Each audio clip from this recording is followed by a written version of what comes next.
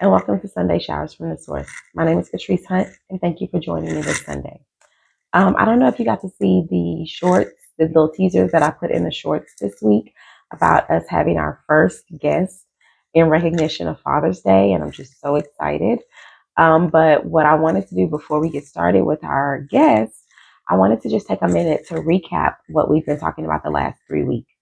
The last 3 weeks, we've been talking about the 105th number of Psalms and in three different sections of verses.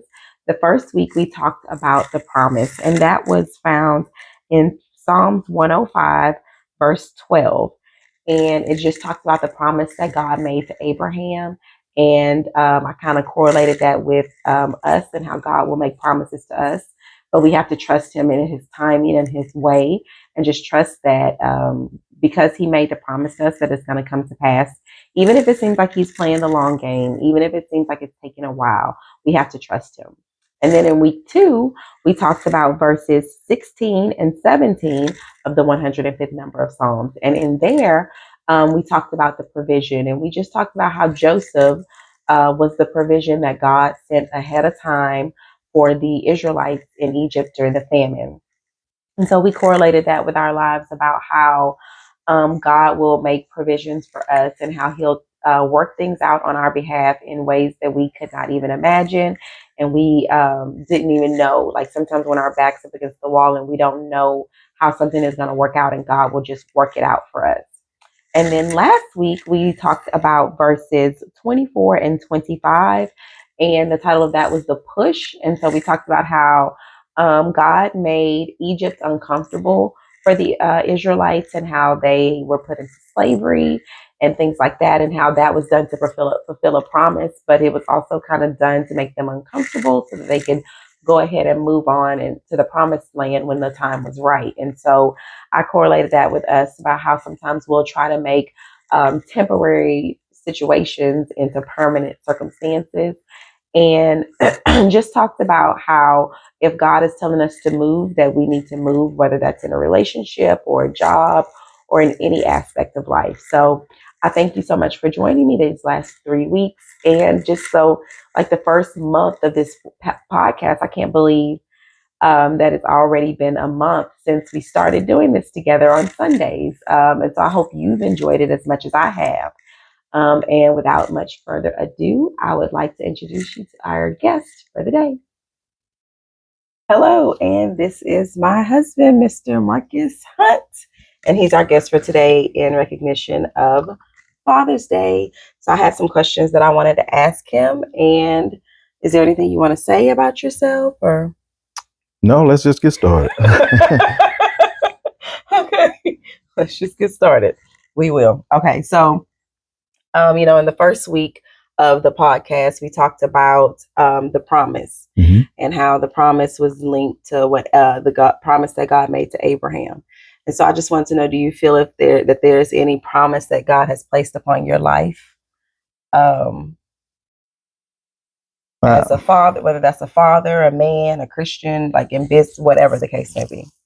I feel like he has placed a promise on me to provide. And what that means for me is that no matter what I'm going through, I feel a sense of, I don't want to say like urgency, but that's kind of what's coming to me, that I need to provide and protect my family, and that he's showing me and telling me that he has me in that. Now, what I go through mentally, that's something different, but I feel that with that promise to be with me as I try to provide and protect, I move forward. My next question is, in week 2, we did provision. So Okay. week 1 was provide, week 2 was provision.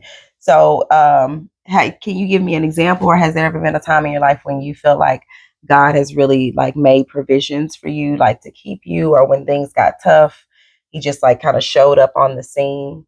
Like the example that we used in that week of the podcast was, we used an example of God sending Joseph ahead as a provision for the Israelites, like to take care of the Israelites during the famine. Okay. So do you feel like there's been a time where God has used has been a provision or giving you provisions like manna from heaven or quail or something like that?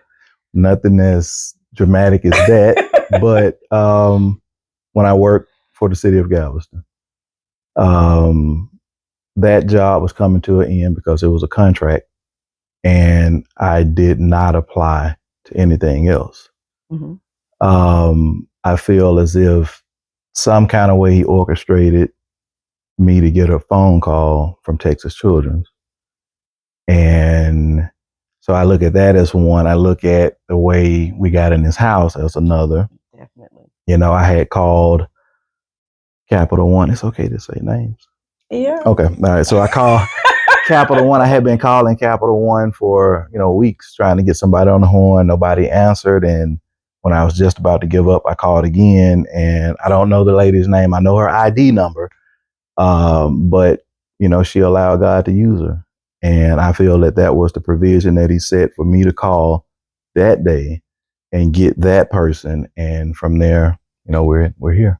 I used her as an example. Okay. I didn't say who it was or like what company she was with or anything, but when we talked about the provision, I did use her as an example for that, because I do feel like that was definitely like a provision from God. Mm-hmm. Just to bless us. And it was also just like really encouraging, and just like something where it was kind of like his stamp of approval to me on us getting this house. Yeah. Because it was kind of like, okay, listen, I'm going to make sure that this works. So yeah, I used that already on the on the episode, but I mean on a previous episode. Now, week 3, we were talking about the push, and so it was talking about how God kind of pushed the Israelites out of Egypt. And so I talked about how when we get into situations that God meant to be temporary circumstances, and we try to make them into permanent situations. Mm-hmm. And so we try to like sit stagnant in a place that we know God is trying to tell us to move. And I kind of told your business already. I told about how when you were working for, I didn't name the company. I would name. How you were working for a company, and that the ball, like it started off good, mm-hmm. but then it just was not. Like you were feeling pushed to leave, and you were uncomfortable and things mm-hmm. like that. And you finally, were obedient, and you quit with no job, no nothing, just with no capital, just like, okay, time to start your business. Obedience. Nothing but obedience. Yeah, obedience. That was it. So I already told your business on there. Was there another time that you feel like? I just think that, that would be the main one. But I think that at every stop, there was a push. Mm-hmm. At every stop. Prior to Galveston situation that we were in, didn't have a place. And then that provision was made, and then we get the phone call on a Friday that we have a job. Okay, that started the journey, but then that contract ended, the push to go out to find something else, but the provision was there with Texas Children. Yeah. And then the push from Texas Children, because there was no advancement. Right. And then to that company. the company that shall remain nameless. Yeah, to that company, there was a push because the prayer had started, or Holy Spirit started in me from a standpoint of, I had been praying to start my own company, and there were opportunities that were presenting themselves, but it's like when you pray for something, okay, God, bless me with this. I feel like you're putting this vision in me. So, okay, I'm looking for it. Then when he bless you with it, are you sure, God? Is that it? Yeah. And I did that for a while, to the point where now it's difficult to go to work. Yeah. And then to just had to stop. Yeah. And so there was another push to then jump out on our own. And even then I still didn't fully commit to doing it on my own in those terms. I was looking for partners. Right. So then there was another push, because that partnership did not work out right. And then we went back into the workforce. Mhm. But at each stop, I feel like even though it was a push that, took us away from it, I felt like it was something that needed to be learned in order to put us Move on where to we the need. next. Yeah. And so that next push came by way of that job wasn't paying that much. Mhm. And so we were pushed to another opportunity where we were paid greatly, but then they had to close their doors. That was a big push. It wasn't no like choice in it. You just had to leave. Yeah, you had to leave. But the thing of it was that I didn't admit that desire was back in me to start again. Right. And at that time, when that push came, well, then I already had house and heat. The provision then was set to start your own, and then I, started building houses. So each push led to something greater. It was difficult to go through the push, Yeah. and but yeah, that's kind of how it, laid out. Yeah. Like during that time when he was being pushed during that job that shall remain nameless, Mm-hmm. I don't know. Do you remember? It was like I was doing a Bible study, like a book club with Keisha and Misty and I remember that time. Victoria and all that, and like it was heavy on my heart that Marcus was to quit his job. And did I tell you that? You told me that when I called. Actually, when I called you the day that I quit, I called you, and the first thing that you said, "You on your way home?" And that just lightened the load because I stopped on the Beltway because I couldn't see I was crying, and that wasn't the first day, but when I would get to the job site, everything goes away. I'm feeling fine. I go to work, but that day I couldn't get through it, and so yeah. But when I called you and you said, "Oh, you're on your way home," yeah, all right, see you when you get here. That made me feel better about it. So, but it was tough. And like God had been telling me he was supposed to quit this job for months. I didn't know how to tell him. Yeah. Oh, you ain't supposed to be working now. Like, I mean, it was great money. Job. It was great money. It was good money. It was great money, and it's hard to, again, as the man, see that. Okay, God, you're telling me to leave, but you don't have nothing else. I can't see it, and got this family. I can't. I can't. But then I turn around and pray, oh God, for the opportunity to start this business. And so it just got to the point where, either I had to make a decision or he was going to force it. Yeah. And so I feel like that last stop at TMS, that was forced. Yeah. He forced me out because when, the job before wasn't that great. And then we went into another opportunity where we were making great money. I wasn't going to probably leave. To be honest, I wouldn't have walked away from that. Yeah. And especially with the expansion that was talking about and the amount of money that was, could be made. But that wasn't what he put in me. Yeah. So I feel like he forced that one. Yeah. And I feel like that's kind of like what we talked about last week when we were talking about how God, like the Israelite in Egypt in the beginning, like the Israelites were flourishing. Pharaoh had given them all this great land and they were growing, multiplying and everything. And so it's kind of like if they would have stayed on that trajectory, like what would have made them want to leave to go to the promised land? Yeah. Nothing.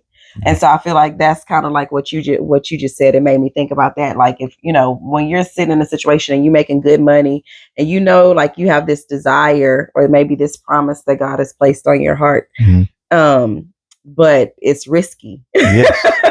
Yes. That's true. That's true. Walking by faith and not by sight. Yes. And it's difficult to walk away from what you see,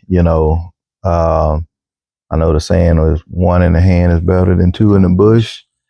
I guess that's true if he's not the one holding the bush. Yeah. So, but it's because still there hard. Could be a ram in the bush if he's the one in control of the bush. Mm-hmm. And I think that was in the company that shall remain nameless. Right after you quit, we found out we was pregnant. Yeah. Yeah. Surprise. Like, yay, definitely. I mean, if I would have found out a couple of days before, he probably would have been like, I just got to tough this out. Yeah. Yeah.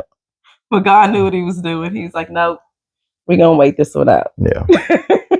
Okay. Okay, next question. Mhm. How has your faith affected your role as a father?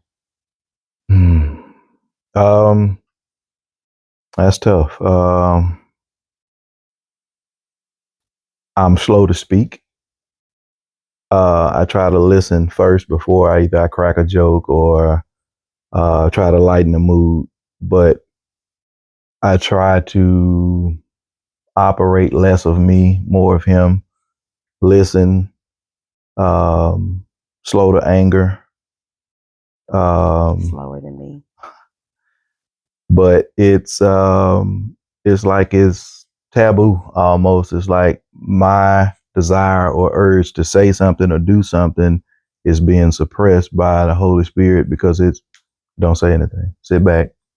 There will be a time to say something. Now is not it. Yeah. And anytime I've gone against that, wasn't the best outcome. So whether that's trying to parent our 3 kids, I just kind of let them be them when they need discipline or correcting. I don't mind. I'll step up in that regard, but I try not to force me onto them.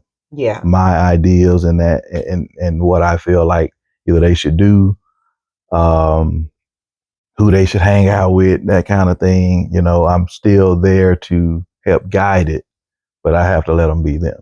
Yeah. And so that's more of having faith that we're raising them in the correct manner. We're bringing them up in the church. We're, pray with them and let them see that. Let them understand that it's not always easy. It's not always sunshine. There are some, rainy days, and because of that, I'm hopeful that they're picking up on that. Sometimes we see it, and sometimes it's like, kind of missed that one, yeah.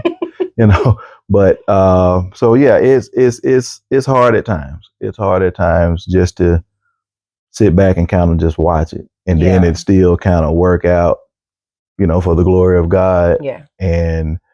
But me trying to mess with it, I'll look at it and say, I probably would have jumped in already, as a man having that idea of needing to fix it. Right.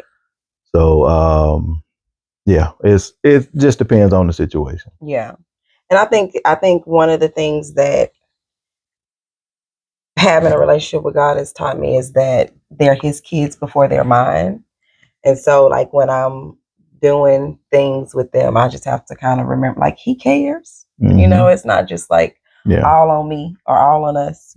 God cares as well. I like to bring that up when I'm mad at them. They're his kids. I'm like, your kids. Look at what they're doing. Look what your kids did. Yeah. So look at your kids putting their mouth on my window. No, you gotta let that go. You keep talking about that. You gotta let that go. I was talking about it at lunch today with my granny. I was like, you know what this did? But anyway. Okay. The next question. How do you see God as a father? Like what characteristics of God do you notice as like God the Father? Kind of like what I was just saying. He kind of allows me, I won't say kind of, I mean, I have free will. Mm-hmm. And there are things that he put on me that I know that I should be doing or shouldn't be doing. Now, whether or not I listen, that's on me. Right. And then I go and get myself in trouble, then what I feel and see from him is that loving hand still is on me, even though I went straight away or did whatever I may have done. But he's there. That love is still there. He still cares for me, still providing for me, even though I messed up. Right. And so I see a lot of that in my earthly father, and which was a great example. And now having my own relationship with God, I definitely see it. Yeah. So. Yeah, and I think it's hard for people to understand the free will aspect of Christianity sometimes, because they be like, oh, well, if God is so good, how can he allow this? Or how can he allow that? And it's just, it's kind of like being in any relationship. Nobody wants to be in a relationship with somebody that they're forcing themselves on. I don't want, like, if in our marriage, it was like always like, he's always distant and I'm always having to chase after him. That's not a, or I'm like, if I could program him and from now until eternity, he'll love me and never stray and never do anything wrong or say all the right things, except then it's like, yeah, that would be nice, but then it wouldn't be genuine. And so I think that's what like God definitely wants us to actually desire to be his child. He wants us to accept him. And so that's why he gave us free will, because if we accept him, that's of our own volition, of our own choice. Yeah. And he doesn't want puppets. Yeah. But the only issue with him giving us free will is that we're human and we're sinful and we're fallen and we're weak and selfish and every other thing that destroys all of our other earthly relationships are the same things that could destroy our relationship with God. But the difference is God is not like man. So he will forgive and forgive and forgive. And he will get you to a point where he's working on you mentally and emotionally and spiritually so that he can get you to where he knows you can be, because he knows your full potential, because he knows what he created you to be. Mm-hmm. But yeah, I think that key word is choice. Yeah, it's your choice. And we don't always make the right one. No. But the loving father that he is, he's still there. He's still providing, making provisions. And when you feel that, you have to be obedient. But again, there's a choice in that. Yeah. And so I don't always make the right one, but I try to operate within the spirit. Yeah. And I fail. Point blank, I fail. But he still provides. So. My next question was, are there any of those characteristics you wish you possessed or wish as far as you as a father to your kids had, but you kind of, the same thing you said, that what drove you with your faith, how that affected your father, how you parent your children, your children. See that? I went 3 places. They were his, not in mine. Yep. They still not mine. So I guess maybe, is there anything that is like a characteristic of God that you feel you wish you had as a parent, or you wish you maybe did better or was more second nature? Like for me, I know God is definitely patient with me because it's things that he's been working on me for years. And just starting this podcast alone, I think he gave it to me 2 years ago, and it took me 2 years to actually sit down and do it. Yeah. So like, as far as that is, like being patient and bringing stuff up again and putting people in my way to say, okay, this is what I want you to do. So that's something that I'm working on as a parent, because that's a characteristic of God that I don't, Yeah. It's all right. So is there anything that you feel that is a characteristic of God as your father that you wish you were maybe a little bit better at as a father to your children? Or even if it's, I feel like you definitely do have that, like letting them, like hands off, free will, like I'm going to let you do you, but I'm going to be here if you need me. Mm-hmm. I think you definitely have that down pat. But like, is there anything that you feel like you could do better or would like to do better? Or I don't like this word, and it's patience. I feel like you're the most patient person in this house. That may be the case. That may be the case, but what goes on in the inside of here is not right. And it's more like spiritual warfare. You're praying and you're asking for certain things. You're praying for your kids, and every day school, I pray that God would place his hedge of protection around the school and all who's in it, whether on the playgrounds, classrooms, cafeteria. Don't allow any hurt, harm, or danger to come to them. And it's a struggle just to sit and wait. I'm looking at the clock. It's 2:40. Okay, we get a call or a text, then I am, I have a little relief. She's okay. And then when I hear the garage come up and the other two come in, there's relief in that. The fact that God the Father allows us to kind of go, and the difference is he's outside of space and time, so he sees it all. I can't. That's an unfair advantage. Yeah. Yes.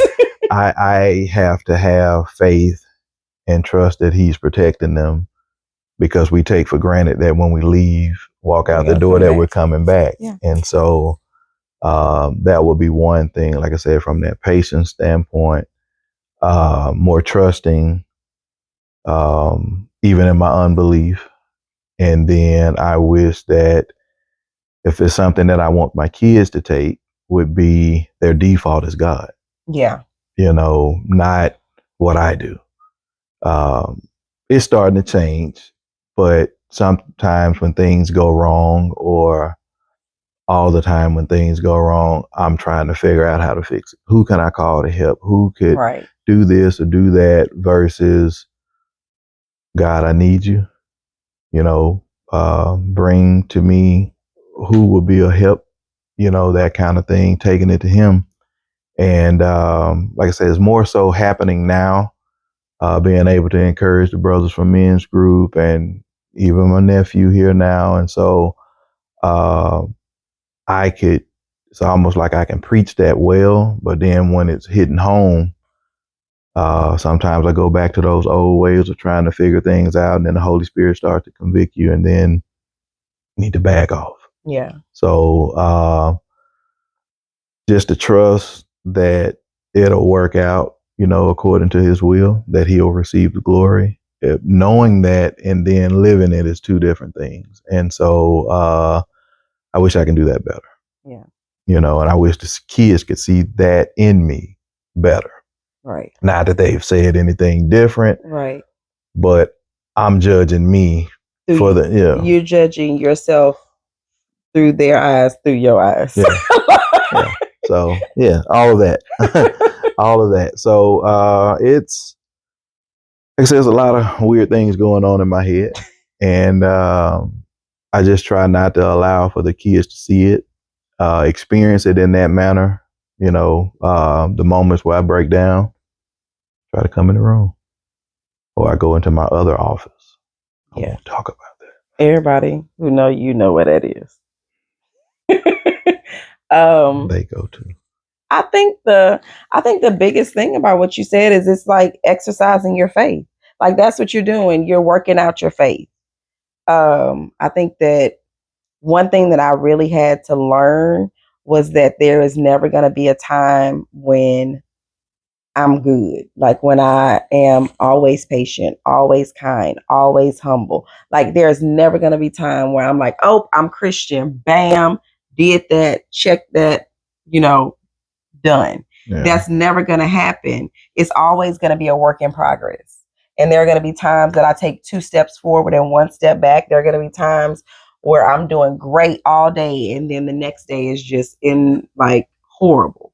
But then there also be things that I have, I'm better at, and things that I'm not getting better at. Like how Paul says, it's like God will put when he talks about the thorn in his side and things like that. And so I think that we all have like a thorn, and it's going to always be something that we struggle with individually. And my thing that I struggle with isn't going to be your thing that you struggle with. But it's all about working out our faith. And just like, I work out every day. I have for years. My workouts are never easy. I never come in the house and I'm like, oh, that was so easy. Have I ever come in this? No, never, ever. And I lift weights 4 times a week. And I never come in the house and be like, oh, that was easy. And it's kind of one of those things where like I have 3s out there and I have 25s. I have 3-pound weights and I have 25-pound weights. And it's like, as I've gotten stronger, I've increased my weight. And so I think that like when we get stronger, God kind of increases the weight. Yeah. So that we can build those faith muscles up. So I don't think that it's anything wrong with, being emotional, having issues, breaking down, having a little unbelief. I mean, because if everybody's honest, everybody experiences a little unbelief. That's why I said in the scripture, Lord, help my unbelief. Yeah. And so I think that we have, times when we doubt God. We have times when we are wondering if we're hearing him right. We have times when we're wondering if he's hearing us at all. Yeah. And so I just think that, like, in those situations, I don't think it's anything wrong with having a human response to it, because we're all human. Yeah, I would tell the guys at men's group all the time, you feel what you feel when you feel it. Yeah. That's true, but my issue with that for me is that a lot of times I'm operating out of fear. And I know that's not him. Right, because God didn't give us He didn't give me a spirit. And then there's pride. Mm. And then my ego. And fighting those things is like, I don't know where they came from, but that's me. That's me. And so trying to deny those things, those elements, while being true to the true self of my moral defects that I wish weren't there, and trying to work on those and being prayerful and asking God to help remove those things from me that don't bring him glory, and that anything that would hinder a communion spirit, I ask him to remove those from me. And but then something happens, whether it's a distraction. I think about the Screw Tape book. Mm-hmm. He's praying, he's trying to get close, let's distract him. I feel that all day. And whether it's a phone call, whether it's work, family, just the situation, there's a healthy fear of what if, future tripping on the what ifs. Things haven't happened. And so, although I understand you feel what you feel when you feel it, it's bad when you're operating in that realm of fear. And that's where the sleepless nights and breaking down is, I think that when God does something, or blesses you in an area where you've been praying, and he opens that door, I can understand that breaking down and praising him for that. But to operate how I've been here in the past of breaking down based off of fear, Mm-hmm. that's not where I want to be. I don't want my kids to see that. I don't want you to see that. And if I'm being honest, that's what I struggle with as a man. I think that the feel what you feel when you feel it is good, but it's not an island. Yeah. It's connected, because once you feel what you feel when you feel it, now what? Yeah. So it's like, what are you going to do with that feeling? Are you going to take it to God? Or, like you said, like, are you going to try to fix it yourself? Are you going to try to find somebody else to fix it? Are you going to try to find coping mechanisms within yourself? Are you going to try to cover it up, or, use something else to numb yourself to it? Like, what are you going to do with the feelings that you feel? Like, once you experience the fear, like, fear is not a sin or anything to fear. That fear is like a human reflex. Like, something happens and that makes us fearful. Mm-hmm. Something has happened that could quite possibly happen again, and that's what you're fearful of. Mm-hmm. And it's nothing wrong with that. But now we've acknowledged that fear. Mm-hmm. So now what do I need to do? Like, I need to take it to God. I need to pray in this, and I need to see what it is. And I need to get through it, because a lot of times, if God didn't give us a spirit of fear, who gave us a spirit of fear? The enemy. Yeah. And he wants us to be fearful because he wants us to stay stagnant. Mm-hmm. He doesn't want, like I said last week, he doesn't want us to go from butt to feet and from feet to moving. He doesn't want us to get going. Right. And so I think that the biggest thing is just, once we feel what we feel, now we got to take what we feel and do something with it. Oh, yeah. And it's got to be God's will, what's in God's will, what his word says for us to do with it. Because then if that's not, then we just going to be in this vicious cycle. Yeah. And that's how a lot of people end up numbing their feelings, and whether that's with drinking, drugs, or sex, or, TV, video game, like whatever it is that you use to numb yourself and just to disassociate yourself from reality. Yeah. That's what you're using to cope with the fear, but it's not taking the fear away. It's just kind of like having a hole in the wall and putting a piece of paper over it. The hole is still there, or putting a painting over a hole in the wall. Like, or like, okay, so like I ran into the deep freezer in the garage. And then like I was like, well, he ain't gonna see it because it put a hole in the wall. Mm-hmm. Just keep the deep freezer right there. The hole's still there. Yeah. But the deep freezer was hiding it. It wasn't. It was not. It was not. I thought it was hiding.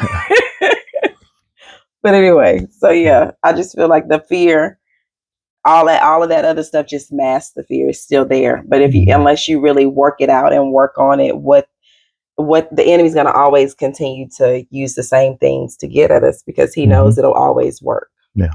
So my last question, what is like the biggest thing that you've learned from your dad?